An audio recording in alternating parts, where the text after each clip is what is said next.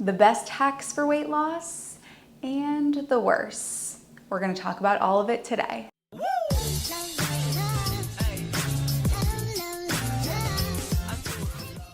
If you're new here, hey, I'm Healthy Emmy. I'm a nutritionist, a weight loss specialist, and the creator of the SOS program.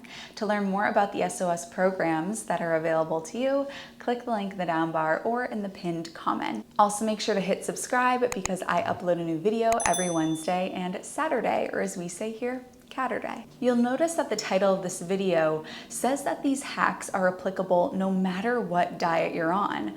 How can that be the case? Because we find that when it comes to struggling with weight loss and weight release, a lot of that is rooted in addiction. And addiction is very much rooted in behavioral patterns. A large majority of what makes an addiction so hard to break free from, part of it is the substance itself, but a large part of it is the behavior surrounding the substance. Let me give you an example. A client of mine that may struggle with fast food, it's not specifically about the fast food entering the mouth, but it's the driving to the drive-thru. It's having them hand the food to you. It's the warm bag. It's being in the car alone. It's the smell when you open the bag. It's what you're listening to on the radio. It's the whole behavioral experience that builds into the addiction. So for that reason, I'm talking about hacks today that are rooted in behavioral patterns, and they're applicable no matter what diet you're following. This isn't just about what we're eating, but it's about how we eat it and also what's eating us. Without further ado, starting out with the best hacks. Hack 1, dinner for 2. This doesn't mean that you're making dinner for you and for somebody else. What it means is that you're making dinner that is going to be your lunch for the next day. So you make 2 portions for yourself, one to have for tonight, and you have enough left over so you can have it tomorrow. Why is this such a hack? Because I know that late night eating, that last meal, the end of the day, that's one that many people, specifically my clients, struggle with regulating their ability to keep the portions reasonable. They say, I just eat and eat and eat and eat. And I'll tell you, a lot of that is because they're likely under eating during the day. They're riding a caffeine high, they're too busy, whatever it is. In order for us to alleviate this, we have to make sure that you're eating enough during the day and that you have reason to stop at the end of the day. So when you make your dinner portion, make it so that, okay, I need to have half of this now, and then my other half is lunch tomorrow. And if I don't save enough for lunch tomorrow, then there is no lunch tomorrow, which we don't want to run into that. So this will help you pause, moderate, and regulate your intake at dinner time because you have to have that food left over for the next day. Also, it's setting you up for success the next day. Failing to prepare is preparing to fail, and you've already prepped your lunch for the next day. You've fed 2 birds with 1 scone. I can tell you that this is what healthy parents do. You know, a healthy dad has the Healthy Dad cookbook, everything that's in it he makes for dinner. I can tell you exactly what he makes for dinner every single night from the Healthy Dad cookbook. Let's just do it. Monday is Thanksgiving without the turkey. Tuesday is pasta. Wednesday is leftovers from Monday and Tuesday. Thursday is veggie burgers. And then Friday, Saturday, Sunday, we alternate between the weekend dinners. So it could be Healthy Dad's Mexi. It could be tofu ginger, tofu salad, wraps, Mexican stew. Those are the main ones. He's recently added Kung Pao tofu, which will be in his upcoming cookbook. But all of this to say, that's what's for dinner every night. If they, I don't want to say eat too much, but their Wednesday dinner relies on there being leftovers from Monday and Tuesday.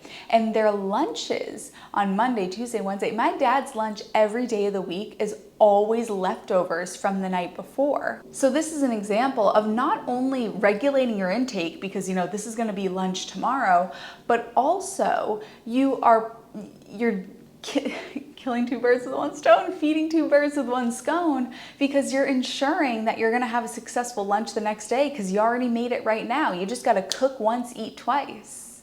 Hack number 2 is grocery delivery. Now I will say this, Instacart and I used to have a love affair, but recently Instacart and I have broken up. They were delivering me the wrong items. So I've moved over to Whole Foods delivery. But all of that to say, there are so many delivery services out there for groceries. Why is this the smart thing to do? Also, let me tell you when to do it. You want to order your grocery delivery after you've already eaten. If you do it before you've eaten, you're gonna be hungry. And when you're hungry, you don't make good decisions. Never grocery shop when you're hungry. When it comes to addiction, we say people, places, and things are what trigger a relapse or an addictive behavior to begin with.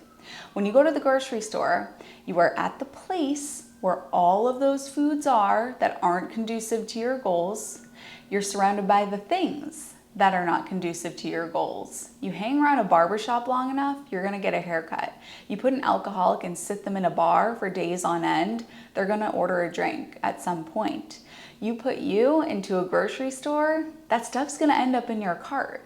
So when you do the grocery delivery at home and you're not overstimulated by all those foods around you, it's a lot easier to stick to your list, to stick to your plan, which is one of the best parts about my upcoming app. You might be watching this at the time the app is already live, or you might be watching it before it's live, but either way, the information about the app is down below. And what's so great about it is that when it gives you the customized meal plan, it gives you a shopping list as well. So you just follow the list, you stick to the list, you get what's on the list, and that's that. Order it, it gets delivered to your door. And I know, there's a cost to delivery, right? Well, let's consider the gas money that you're saving. Let's consider the fact that you're helping the economy because you're employing somebody to do the grocery shopping. Let's consider the fact that your health, you could either have a heart attack, which will cost you over $1 million, that's not a joke, or you could spend 10 bucks on delivery now and you're saving money on groceries. That actually reminds me, I wanna shout out one of my Slim on Starch clients, Robin, who just started the Slim on Starch program, said, I just finished my second week and I can't believe how satisfied I am with just plain old Whole Foods. I'm down 8.8 pounds, I've maintained balanced energy levels and mood. Not to mention how much money I've saved on food over these past couple weeks. Since I've always spent the same amount on groceries, but I've cut out all the takeout trips and significantly reduced my food waste. And then I'll just add in, I've been following Healthy Emmy on YouTube for a couple of years, but I'm kicking myself for not joining SOS earlier. I've wasted so much time, money, and emotional bandwidth on stuff that hasn't worked when this was there the whole time. I'm hoping I can maintain the consistency and motivation for several more months to get this other 55 off for good, which she absolutely can and will, but I love this share. Saving money. You save money when you eat this way. This is the diet of peasants. I'm the cheapest date. You can just take me to a field and I'll just eat the grass. On to the next. Hack number 3 is the FaceTime dinner date. Secrets keep us sick, and it's often the case that these behaviors that are not aligned with the person that we want to be occur in secrecy, they occur in isolation. So I'm gonna encourage you to consider having dinner over FaceTime with a friend or somebody that you're getting to know, or maybe even somebody that you've met, like in my Facebook group, in the Healthy Hunnies Facebook group, or if you're in the Slim on Starch program, in the Slim on Starch Facebook group, to just reach out and say, does anybody want to have a FaceTime dinner date or a FaceTime lunch date to help you slow down. I've recorded videos on YouTube where I actually sit down and have a meal with you, and this is something that I do in the Slim on Starch program, is I sit down and I eat with you to help you slow down, to put the fork down between bites, to breathe, to taste the food. And when you're on FaceTime, you're less likely to be shoving it in, and also you're having a conversation with this person, so you are taking time between bites. This will help slow down, get you into rest and digest, and prevent overeating. The next hack is establishing non-food rewards. I know that many people want to reward themselves for weight loss with a quote-unquote cheat meal, which is just, that mentality is like so 10 years ago. The cheat meal mentality that implies that you're doing something bad and wrong and you're cheating on your diet. Why would you want to cheat on something that you love? You wouldn't cheat on your partner if you loved them. So it's this whole, I don't like it. So I want us to consider How can you reward yourself? Because you deserve a reward. And James Clear talks about, in order for us to establish a new habit, we have to dangle a carrot. There has to be some sort of reward, some tangible reward that we're going to get from it. So what's it going to be for you? How are you going to reward yourself? Is it going to be that you need new clothes? So you're going to reward yourself by going shopping, or you're going to reward yourself with a new workout outfit, or you're going to get a massage, or you're going to get your nails done, or you're going to get a pedicure, or you're going to get a facial and it doesn't even have to be something where you're spending money. Or you're going to take the afternoon off. Are you going to go out into nature and completely disconnect and leave your phone at home? Maybe that's not the safest thing to do. Bring your phone with you and put it on Do Not Disturb. Are you going to watch your favorite childhood movie? Are you going to listen to your favorite song on the radio and drive around? It doesn't have to be something grandiose, but to have some sort of celebration for yourself, to reward yourself for the hard work that you've put in, and have it be something outside of food. And if you're really having trouble coming up with something, and I know it's hard to spend money on ourselves, but if you're going to go out and have a meal, how much does that cheap meal cost you? How much is that restaurant meal going to run you? You know, for one person, is it $30? For two people, is it $100? I don't know, depending on where you live and how much food you order. But why not spend that on something that's actually going to improve your health? Like a massage, like hygiene. Getting your nails done is a hygienic thing to do to keep yourself clean. These are all justifiable things. And even if they weren't justifiable, you deserve it. Now let's get into the worst hacks for weight loss. Please avoid these. First, not taking your vitamin B12. Come on, this helps with metabolism regulation. Make sure to take your B12. This is linked down below. The cleanest B12. That's another thing. People are taking unclean B12s that have sugar added and oil added in animal products. You gotta get the good stuff. Just one ingredient. No oils, no sugar, no gross stuff, no GMOs, no nasties. That wasn't what I was gonna say though. What I was gonna say is just focusing on calories in versus calories out. What this makes people do is choose foods that are low calorie but aren't fibrous and nutrient dense. And somebody will choose, for example, like a vodka soda is 100 calories and a banana is 100 calories. So I'm gonna have a vodka soda. Like, one of them is literally poison and the other is gold for the body. The other has vitamins and minerals and nutrients and glucose that the body runs off of, and the other one is quite literally poison. There was this very interesting study done on rats, unfortunately. It makes me sad. They took one rat and fed it a normal rat's diet and put it into water, and the rat swam to safety. Then they took another rat, they fed it a sugar diet, put it into water, and the rat started to drown. It couldn't find its way to safety. And this is not for me to say that sugar is bad, but what it is for me to say is when we eat the diet that is not the diet that's intended for us to eat, which is going to be highly processed junk, which a lot of these low-calorie diet foods are, they're highly processed junk, the body's not gonna operate the way that it's meant to. And if the body's not operating the way that it's meant to, that's like if your car's not operating the way that it's meant to. Do you really want to drive that car if it's not passing inspection? This is where we live. This is our body. How are we going to use this body if we're putting fuel in it that's not designed for it? It's a scary thing to think about. So please don't just focus on calories in versus calories out and then choose these low-calorie, highly processed diet junk foods that aren't designed for humans, that aren't going to allow you to operate properly. Just choose whole, real foods. In the Slim on Starch program, I teach you how to build your plate so that you don't have to count calories. You can simply follow the guidelines of plate building and you'll naturally fall into a calorie deficit and release weight. Hack number 2 that I don't want you to follow, this is like mistake number 2, is focusing on protein. First off, this is boiling food down to just macronutrients, and that's not what food is. Food is this miraculous synergy of vitamins, minerals, nutrients, macronutrients, micronutrients. There is so much that goes into a piece of food that allows it to be this wondrous token of energy for our bodies. Whereas when you focus on just protein Protein is certainly a piece of the puzzle with food, but when we just focus on protein, we're neglecting all of the other things that make a whole food a whole food. And then people start focusing on protein powders, and then they're just eating meat, and meat has 0 fiber in it. Just a little science lesson here. Animal products don't have fiber because animals have bones.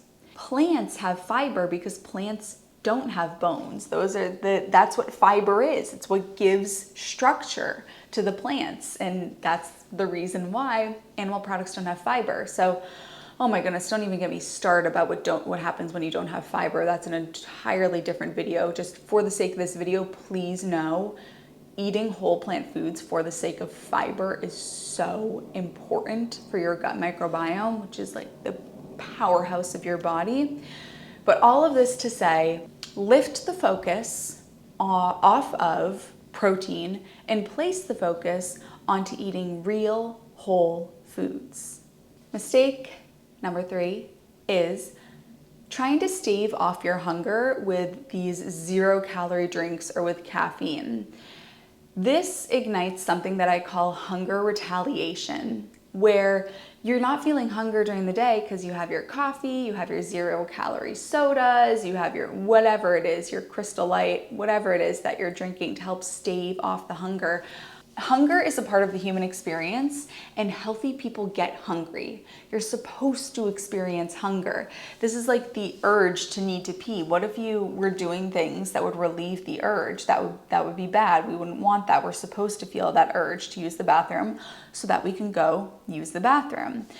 But if we don't experience that, we're going to run into problems. It's the same thing with hunger. We want to experience hunger so that we know when it's time to eat. The body's not going to misguide you. If you truly need food, the body is going to send you the signal that, hey, we need to eat, we need some food. And that's what your body needs. So hunger retaliation occurs when people are using caffeine and 0-calorie drinks and sweeteners and all that to stave off their hunger. And then the end of the day comes and the body's like, okay, we can't take it anymore. We've been asking you all day for food and you haven't been giving it to us. So screw you. We are gonna jack up your hunger like crazy, and then people can't stop eating at the end of the day, and they're eating things that are totally off plan. So we have to eat regularly throughout the day. The final hack is the calorie exercise ATM. People will exercise and they'll think it's like an ATM, an automatic teller machine, where they exercise so they've made a deposit into the ATM, which means they can withdraw more, they can eat more, they can spend more money. So they say, oh, well, I exercised and I burned 500 calories. So I'm gonna eat this 300-calorie brownie because it's net negative. I'm still in the red, which is good when you wanna lose weight. But that's not the case. Exercise only burns so many calories. We max out at the amount of calories that we burn through exercise before the body starts to pull the budget of other bodily processes that are normally going to spend calories. So to give you an example, digestion. Many people find that when they over-exercise, their digestion gets very poor, and that's because the body doesn't have as many calories to allocate to digestion. Sleep. Sleep is something that it requires a lot of energy. There's a lot of recovery that happens in the body when we're sleeping. And when people are over-exercising, their sleep is going to go down the tubes because the body doesn't have as much energy to allocate to recovery and to all of the processes that happen while we're sleeping. The menstrual cycle. The menstrual cycle requires a certain amount of energy. When too much exercise is happening, the body's going to say, menstrual cycle, we need to take calories from you to allocate to this crazy exercise that's being done. All of this to say, there's not an unlimited amount of calories that you can burn through exercise. You can't put an unlimited amount of money into the ATM for exercise. And so people will actually end up mistakenly in a calorie surplus. They're eating more calories than their body is burning because they think that they've burned a ton of calories through exercise, so they eat more and they don't lose weight. If this was helpful to you, you like my teaching style, you like this video, then please check out the SOS program. Pinned comment, link in the description, and I can help you sort this all out. What do I want you to comment if you made it to this point of the video? If you made it to the end of the video, I want you to comment either. You can say, health is my reward, or you can tell me how you're gonna reward yourself for your health. And by the way, maintaining your weight is something you should reward yourself for as well if you've already gone through the weight release process. So let me know, either health is my reward or a massage is my reward, a manicure is my reward, whatever it is. I love you, honeys, and I'll see you in my next video.